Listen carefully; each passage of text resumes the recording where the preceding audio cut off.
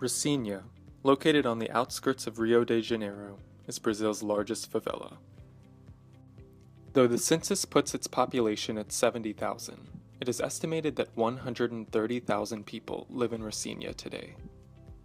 At Rocinha Esperança, our mission is to bring hope to the Rocinha favela through sustainable development and community-oriented projects. Our group selected Brazil because it stands out in Latin America, being the largest country in both population and area. The country is subdivided into states, its largest Sao Paulo and Rio de Janeiro, which are both located in southern Brazil and house a majority of the national population. Brazil is a developing country that has seen rapid economic growth in the last 10 years. Even though their poverty rate has been declining over the past decade, still 25% of the country is living in poverty or extreme poverty.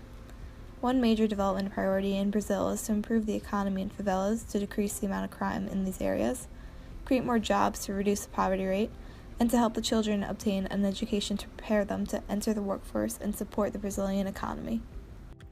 With this grant from the Luna Foundation, our organization will invest in infrastructure, education, and crime reduction in order to bring hope to Rocinha.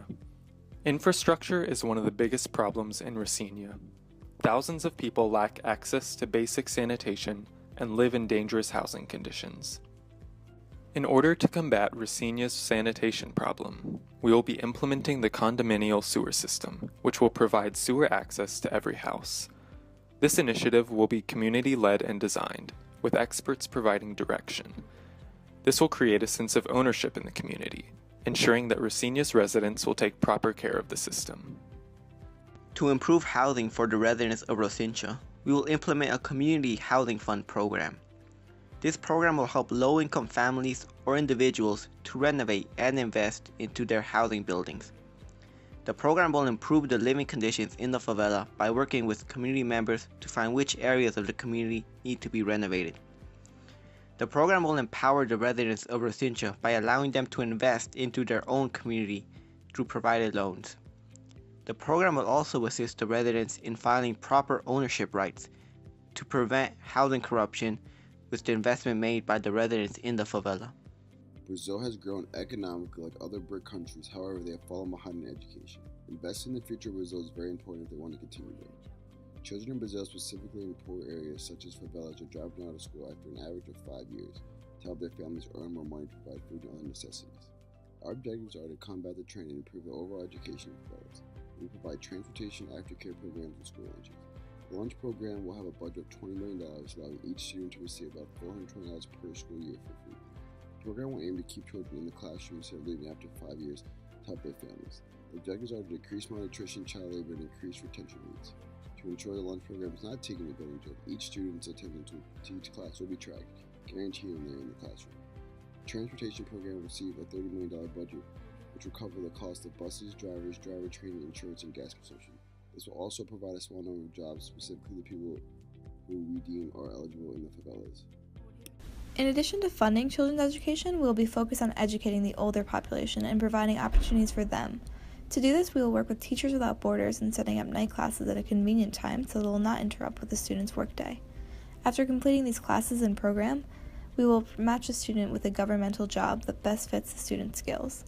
One risk associated with this program is if students enrolled do not end up attending classes and take it for granted. We want to avoid this in any way possible so that truly all students interested can benefit from this. To do this, we will first set up an interview process before accepting them to ensure that they are passionate about attending classes, and lastly, we will monitor the students' attendance rate. To test the overall effectiveness of our program, we will ask for progress reports from the teachers to ensure the students are gaining from this experience. We will also track the graduated students' progress in their job by checking in with their manager every month for an update. Indicators of effectiveness will include school attendance rates, increase in literacy rates, and increase in job satisfaction.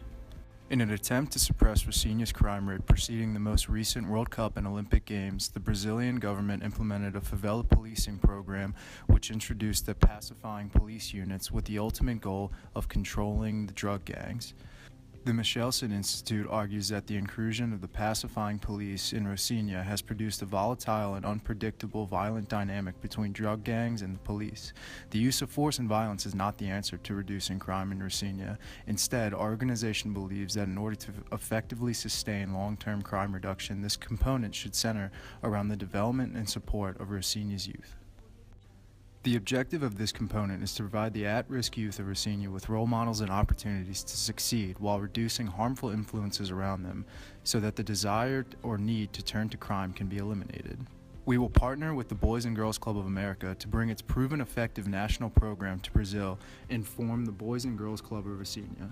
We will establish a recreational facility within reasonable distance to the favela and a membership program that will combine high-risk youth with an outcome-driven club experience to obtain priority outcomes such as academic success, good character and citizenship, and healthy lifestyles. The second portion of crime-related intervention involves the creation of 5 psychosocial attention centers for drug-using youth. Such centers gained interest after they were successful in the Sao Paulo drug district, nicknamed Cracklandia. We decided to use such a method to help Rocinha youth, as drugs are a reason why they could turn to crime. Each center would have 60 beds, basic amenities, and a staff of healthcare workers divided into 4 subsections. The first section would help with individual and family therapy. The second would assist with anti-drug campaigns. The third would counsel at-risk students at school.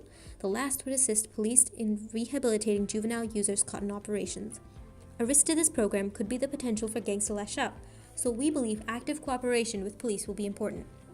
Another concern is misappropriation of funds by staff members. However, we plan to have a team set aside for monthly review of all transactions. 62% of our budget will be allocated for infrastructure, 23% will go towards crime reduction, and 15% towards education. We strive to make Rocinha a center for hope, a place that is safe for all, and a beacon for thousands of other Brazilian favelas. We are Rocinha Esperança.